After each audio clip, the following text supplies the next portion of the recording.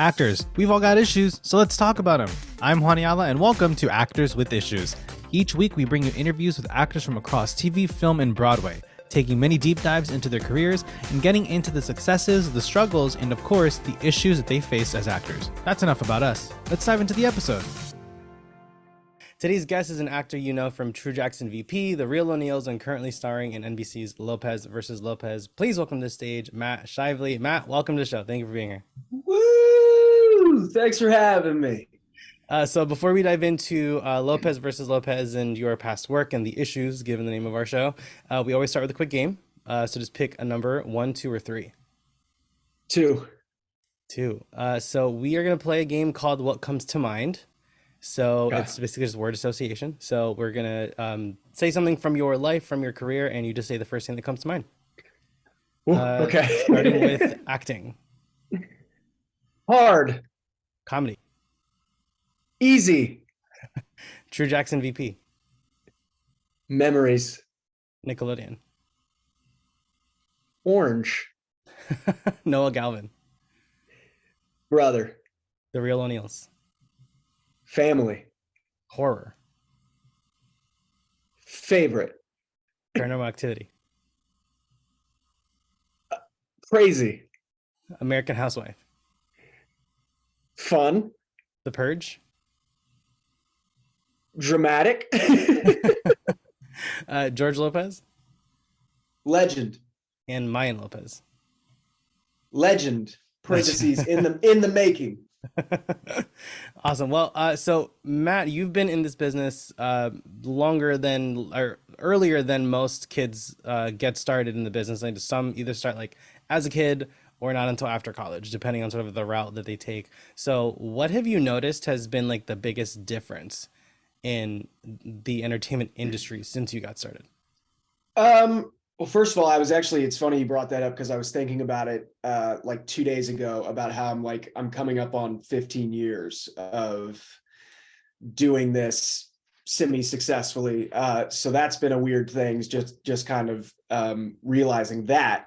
Yeah. But I think like the biggest thing about industry and everything is the older I've gotten, the more I understand it, and the more that I have kind of been able to start to realize how things work and the way that they work, and understanding it from more of a business perspective rather than just I'm an actor, I want to work kind of thing, and realizing how much really goes into all of it.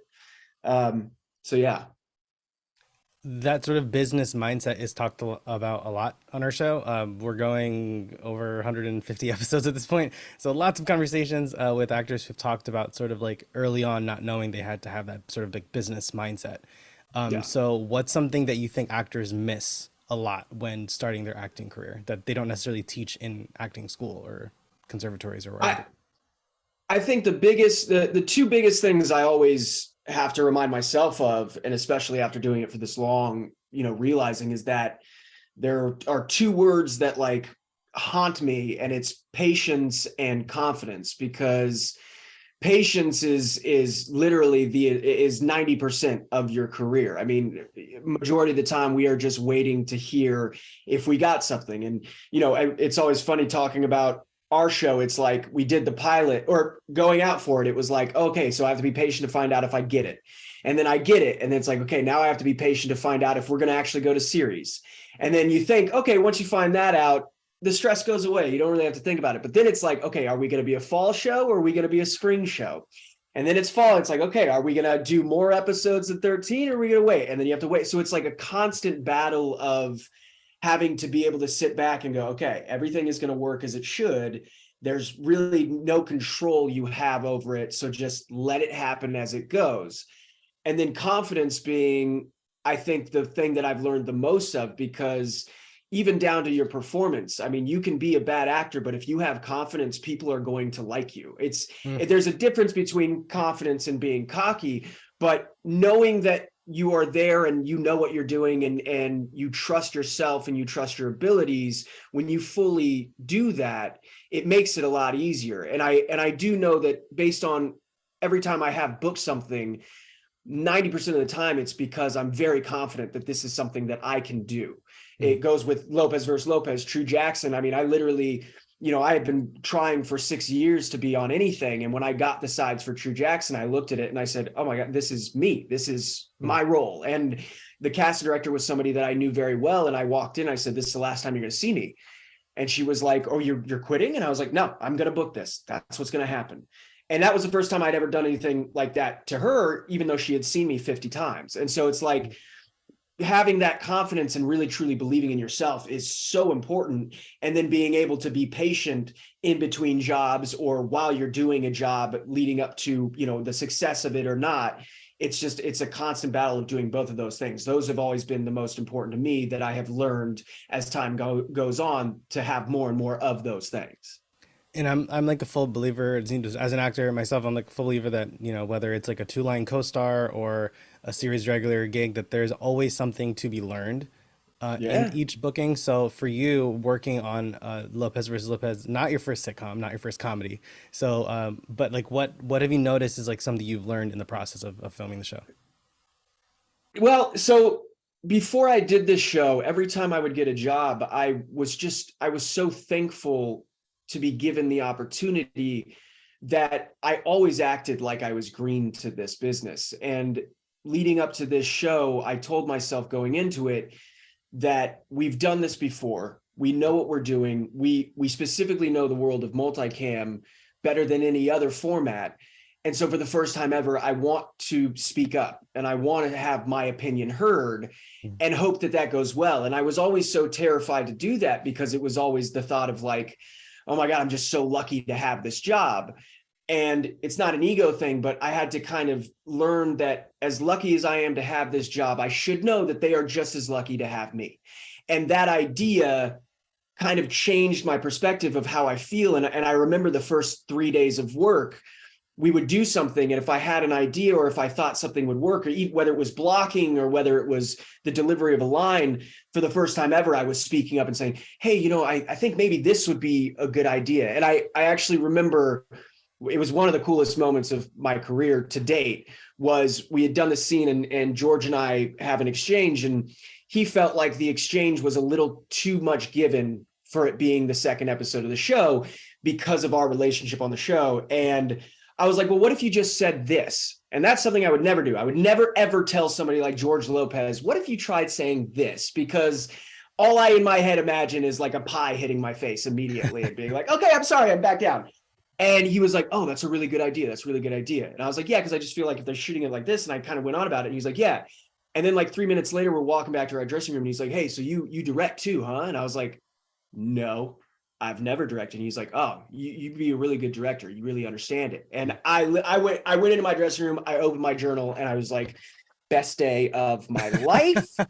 We've done something big. And it was hilarious because I was always so afraid to do these things when in actuality, when I finally did them, there was no weight to it. It was like, oh, this is normal. Just like, I've had so many complaints about different things throughout my career of like, oh, I'm being put in a specific room and the chair is broken. I have to sit on the floor and I just sit there and don't do anything about it. And it's like, I've learned that like, no, I need to speak up. I need to say something because if I don't say anything, nothing will be done about it. And the worst thing that's going to happen is they're going to say, no, sorry, we can't do anything for you. And that's it. So it's like, that's part of the confidence thing as well, of just being like, okay, I know what I'm doing. I know why I'm here. I deserve to be here.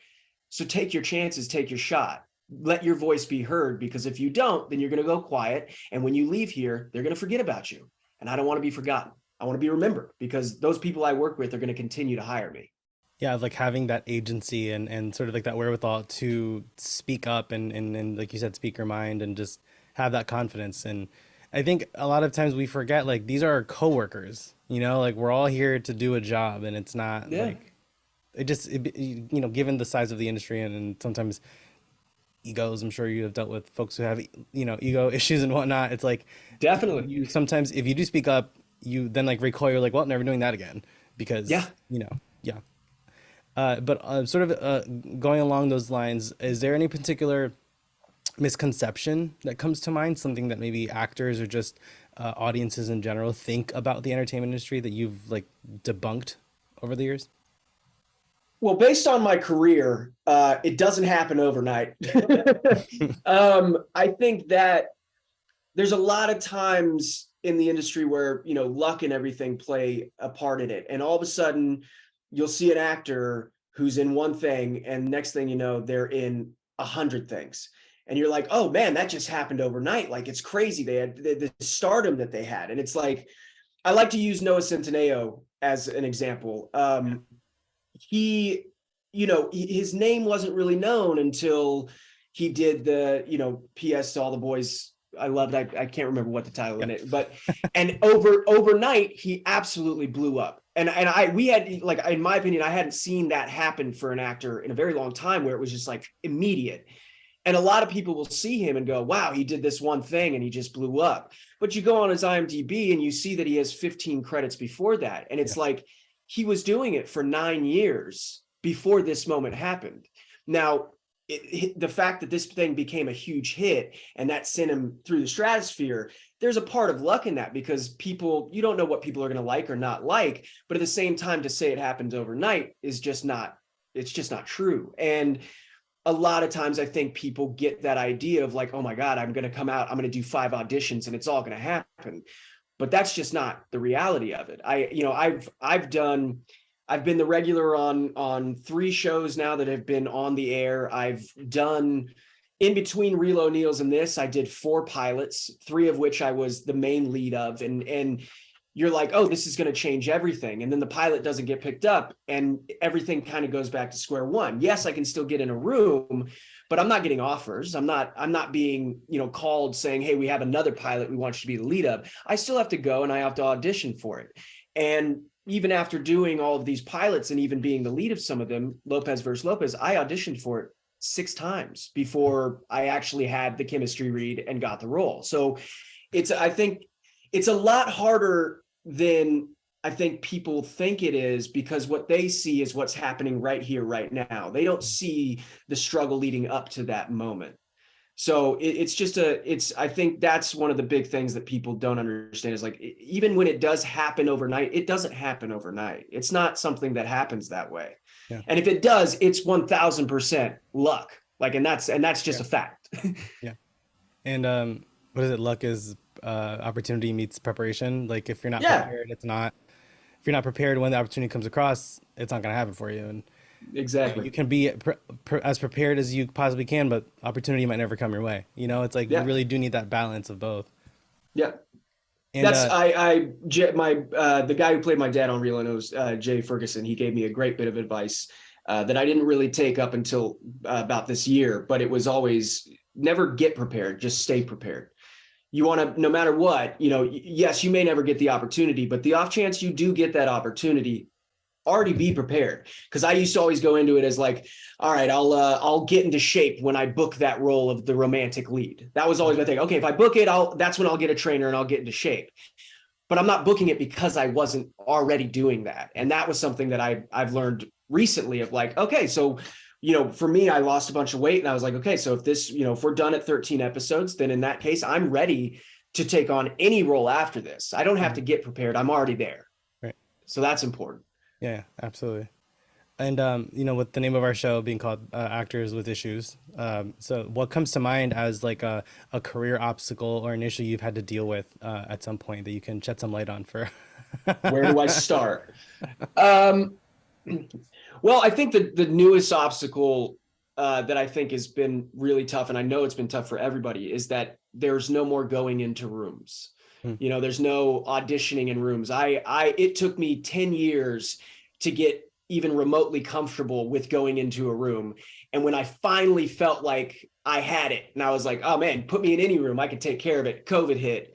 And it was like, we're not doing that anymore. It's all over Zoom. And that can be so like soul crushing, because you put all of your time and effort into this, and then you just kind of send it out into the internet, into the ether. You have your agents, managers send it out, and you're just hoping that they're watching your tape.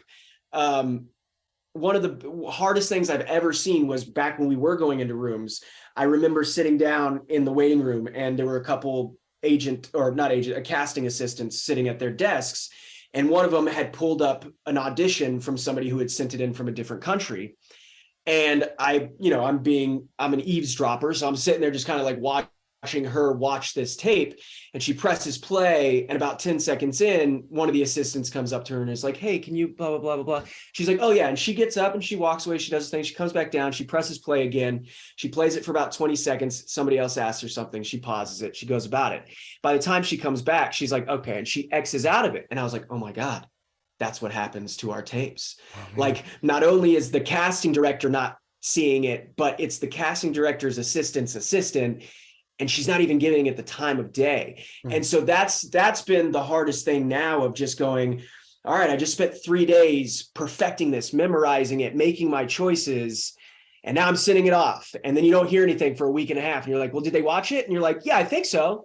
It's like, what do you mean you think so? Like, I put so much time and effort into this. At least when I was going into a room, they were forced to give me that moment. No matter what, I'm going to finish this scene and you're going to watch me, whether you like it or don't. You're going to have to take that moment. And now it's kind of a world where, like, they don't really have to do that. I'll take their word for it that they do, but I've seen otherwise. And so I think that's been a huge, huge struggle, specifically for actors now, especially because you got to buy all your own stuff. Yeah. I one of the funniest things, my manager was like, yeah, I mean, I'll explain this. My manager was like, I was talking to a big cast director the other day, and I said, well, what makes something different? What sticks out? And she was like, I hate the blue backdrops. Oh, and I was like, and I was like, everyone look green. Yeah. Well, and I told him, I said, well, that's weird, because every time I go into a room, they have the blue backdrop. Yeah. So that's what I learned based on what you did in your room. So you're telling me you don't like what you've done, and this is what we have to go off of. And he was like, well, I asked her, what's like the best audition you've seen recently? And she was like, well, I had an actor shoot their audition under a freeway overpass. And I was like, so you're telling me you want me to stand out? You want me to go outside and shoot this scene like it's really happening? Like, it has now become a job that you're making me do that I'm not going to get paid for. And I'm hoping you watch. So what I did was I went and got a brick backdrop, and I was like, fine, if you want outside, I'll give you outside. And I'll be honest with you, I've done a few auditions, and they've come back and been like, we love this backdrop, by the way. It was very unique. And I'm like, yeah, because I'm going to change it up. If that's what I have to do, that's what I have to do. But you have to pay for all of it. So $500 later, lights later, backdrops later, stands, everything. You're like, and then you have to get people to read with you. It's such a hard thing. And that's why I do feel a lot of, pain for the people who who are entering this business now. And that's what they have to do, because it's just like, that's not what it was. You used to be able to go into a room and they were forced to take that moment with you. And at the very least, that made me feel good that at least I had my opportunity.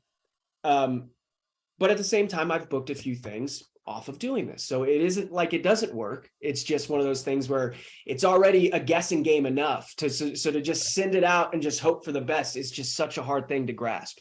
For me, like, I didn't have agents until, like, my first agent is like in Southeast. So they were like Atlanta. Those are always tapes. So by the time COVID rolled around, I already had self-tapes down pat. I almost never went into the room.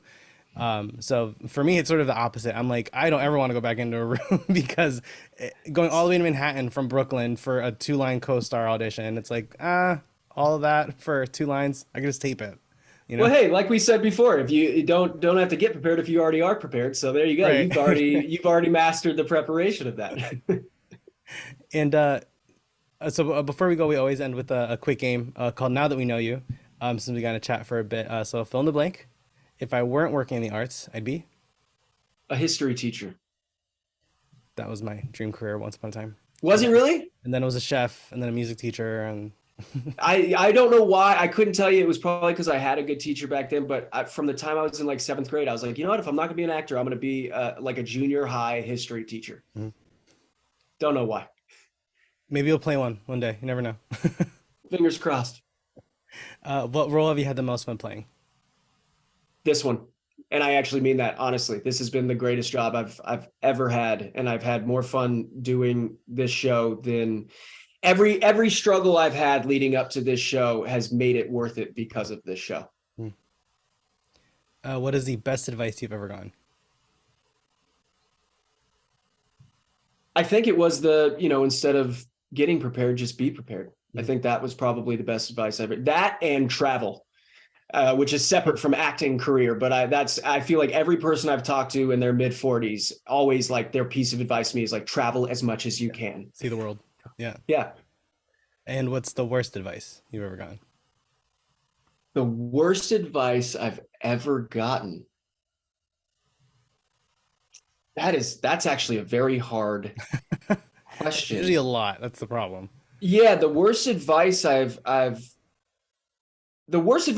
got was don't memorize your auditions. Like just read off the paper, because I physically can't do that. I mean, even on set when we're doing run throughs and stuff, like even if it's day one, I have to be off script. I have to not be holding it, because if I'm holding it, I will immediately think to look down at it, and then I'll search. And so I mess myself up purposefully by holding anything.